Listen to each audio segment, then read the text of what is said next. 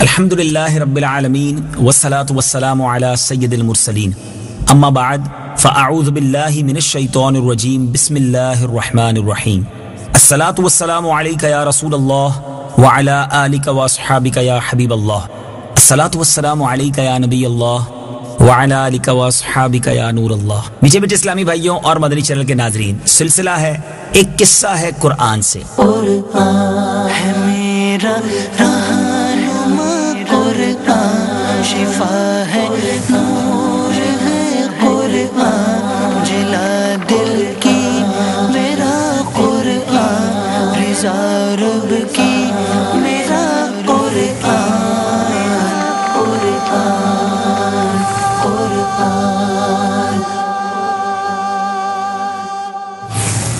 آج ایک اور قصہ، آج ایک اور واقعہ لے کر آپ کے لیے حاضر ہوئے ہیں۔ ویسے تو آپ نے بہت سارے ستارے دیکھے ہوں گے آسمان پر چمکتے ہوئے، مگر آج ایک ایسا قرآنی واقعہ، ایک ایسا قرآنی قصہ آپ کو سنانا ہے جس میں ایک بہت ہی زبردست روشن ستارے کی بات ہے، جس کی چمک دمک کیسی تھی، اور اس ستارے کو جس نے دیکھا اس کی تعبیر اسے کیا بتائی گئی۔ بڑا عجیب و غریب واقعہ ہے۔ حضرت ابراہیم علیہ السلام کا بہت پیارے انداز میں اس واقعے میں ذکر خیر ہے۔ آئیے آپ کو یہ واقعہ سناتے ہیں۔ مفسرین کا بیان ہے کہ نمرود بن کنعان بڑا جابر بادشاہ تھا۔ سب سے پہلے اس نے تاج شاہی اپنے سر پر رکھا۔ اس سے پہلے کسی بادشاہ نے تاج نہیں پہنا تھا، بلکہ یہ لوگوں سے زبردستی اپنی پرستش کرواتا تھا۔ کاہن اور نجومی اس کے دربار میں بکثرت اس کے قریب رہا کرتے تھے۔ نمرود نے ایک رات یہ خواب دیکھا کہ ایک ستارہ نکلا اور اس کی روشنی میں چاند، سورج وغیرہ سب ستارے بے نور ہو کر رہ گئے۔ کاہنوں اور نجومیوں نے اس خواب کی یہ تعبیر دی کہ ایک ایسا فرزند پیدا ہوگا کہ جو تیری بادشاہی کے زوال کا باعث ہوگا۔ یہ سن کر نمرود بے حد پریشان ہو گیا اور اس نے یہ حکم دے دیا کہ جو بھی بچہ پیدا ہو، جو بھی لڑکا پیدا ہو، اس کو قتل کر دیا جائے۔ اب اس شہر میں ہزاروں بچے قتل کر دیے گئے، مگر تقدیرات الہیہ کو کون ٹال سکتا ہے۔ اسی دوران حضرت ابراہیم علیہ السلام پیدا ہو گئے اور بادشاہ کے خوف سے ان کی والدہ نے شہر سے دور پہاڑ کے غار میں ان کو چھپا دیا، اور اس غار میں چھپ کر آپ کی والدہ آپ کو روزانہ دودھ پلایا کرتی تھی۔ بعض مفسرین کا قول ہے کہ 7 برس کی عمر تک، اور بعضوں نے یہ تحریر فرمایا کہ 17 برس تک آپ اسی غار میں پرورش پاتے رہے۔ اس زمانے میں عام طور پر لوگ ستاروں کی پوجا کیا کرتے تھے۔ ایک رات آپ علیہ السلام نے زہرہ یا مشتری ستارے کو دیکھا تو قوم کو توحید کی دعوت دینے کے لیے آپ نے بڑے ہی نفیس اور دل نشین انداز میں لوگوں کے سامنے کچھ اس طرح تقریر فرمائی کہ اے لوگو، کیا ستارہ میرا رب ہے؟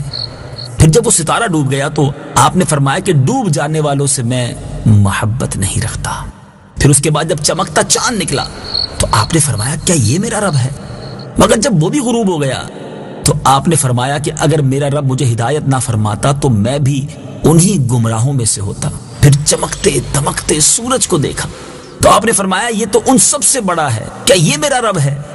تو پھر جب یہ بھی غروب ہو گیا تو آپ نے فرمایا کہ اے میری قوم، میں ان تمام چیزوں سے بیزار ہوں جن کو تم خدا کا شریک ٹھہراتے ہو، اور میں نے اپنی ہستی کو اس ذات کی طرف متوجہ کر لیا ہے جس نے آسمانوں اور زمینوں کو پیدا فرمایا ہے۔ بس میں صرف اسی ایک ذات کا عابد اور پجاری بن گیا ہوں، اور میں شرک کرنے والوں میں سے نہیں ہوں۔ پھر ان کی قوم ان سے جھگڑا کرنے لگی تو آپ نے فرمایا کہ تم لوگ مجھ سے خدا کے بارے میں جھگڑتے ہو۔ اس خدا نے مجھے ہدایت دی ہے اور میں تمہارے جھوٹے معبودوں سے بالکل نہیں ڈرتا۔ سن لو، بغیر میرے رب کے حکم کے تم لوگ میرا کچھ نہیں بگاڑ سکتے۔ میرا رب ہر چیز کو جانتا ہے، کیا تم لوگ میری نصیحت کو نہ مانو گے؟ اس واقعے کو بڑے ہی خوبصورت انداز میں قرآن مجید میں کس طرح بیان کیا گیا ہے، آئیے قرآن پاک کی آیات سنیے اور پھر اس کا ترجمہ سنیے۔ فلما جن عليه الليل رأى كوكبا قال هذا ربي فلما أفل قال لا أحب الآفلين۔ ترجمہ، پھر جب ان پر رات کا اندھیرا چھایا تو ایک تارا دیکھا، فرمایا کیا اسے میرا رب ٹھہراتے ہو؟ پھر جب وہ ڈوب گیا تو فرمایا میں ڈوبنے والوں کو پسند نہیں کرتا۔ فلما رأى القمر بازغا قال هذا ربي فلما أفل قال لئن لم يهدني ربي لأكونن من القوم الضالين.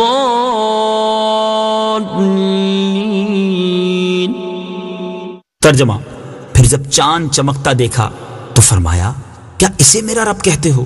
پھر جب وہ ڈوب گیا تو فرمایا اگر مجھے میرے رب نے ہدایت نہ دی ہوتی تو میں بھی گمراہ لوگوں میں سے ہوتا.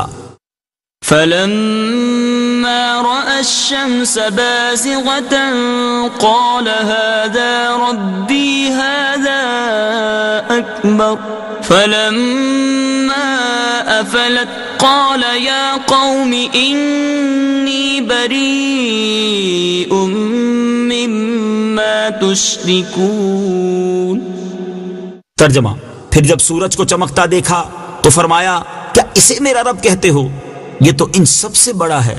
پھر جب وہ ڈوب گیا تو فرمایا اے میری قوم میں ان چیزوں سے بیزار ہوں جنہیں تم اللہ کا شریک ٹھہراتے ہو. انی وجہت وجہی للذی فطر السماوات والارض حنیفا وما انا من المشرکین.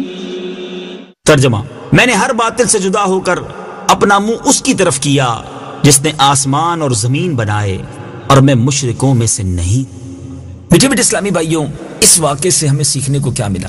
کتنا پیارا انداز، کتنا نفیس اور دل نشین انداز، بات سمجھانے کا کتنا خوبصورت انداز حضرت ابراہیم علیہ السلام نے اختیار کیا. نہ سخت کلامی کی، نہ کسی کی دل آزاری کی، نہ کسی کے جذبات کو ٹھیس پہنچایا، نہ کسی کو غصہ دلایا. بس اپنے مقصد کو بڑے حسین پیرائے میں بیان کیا اور منکرین کے سامنے دلیل کے ساتھ پیش کر دیا.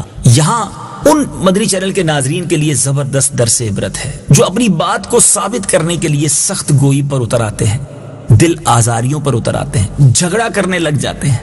نہیں میرے میٹھے اسلامی بھائیوں، اپنی بات پیار سے بھی سمجھائی جا سکتی ہے، دلیل کے ساتھ اچھے انداز میں بھی سمجھائی جا سکتی ہے. حضرت ابراہیم علیہ السلام کی یہ دلیلیں دینا، اس قوم کو اس انداز میں سمجھانا ہم سب کے لیے بہت بڑا درس ہے کہ اگر آپ لڑائی کر کے، جھگڑا کر کے، یہ کسی کو اس کی دل آزاری کر کے بات سمجھانا چاہیں گے تو بات دل میں اترنا بہت مشکل ہے. اس بات کو اس مثال سے سمجھیے کہ کسی گھڑے میں پانی ڈالنے سے پہلے، کسی برتن میں پانی بھرنے سے پہلے اگر اس میں پہلے ہی سوراخ کر دیا جائے تو پانی سے وہ برتن بھرا نہیں کرتا. ہم بعض اوقات بات شروع کرنے سے پہلے، بات سمجھانے سے پہلے کسی کو ذلیل کر کے اس کا دل توڑ کر پہلے ہی دل میں سوراخ کر دیتے ہیں اور پھر ہم کہتے ہیں ہماری بات سامنے والا مانتا نہیں. آپ نے اپنی جگہ ہی کھو دی ہے اس کے دل کے اندر سے.